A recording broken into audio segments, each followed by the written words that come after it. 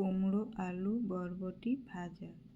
সরষের তেলে কাঁচা লঙ্কা, পাঁচফোড়ন, পেঁয়াজ কুচি।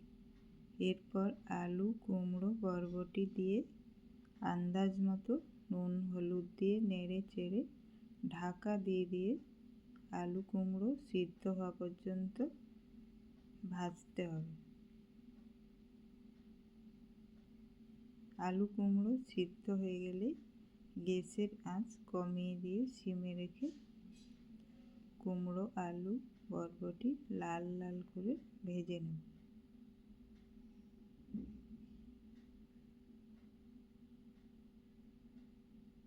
আলু কুমড়োটা এইভাবে লাল লাল ভাজা হয়ে গেলে নামিয়ে নেব। তাহলে আলু কুমড়ো বরবটি ভাজা রেডি।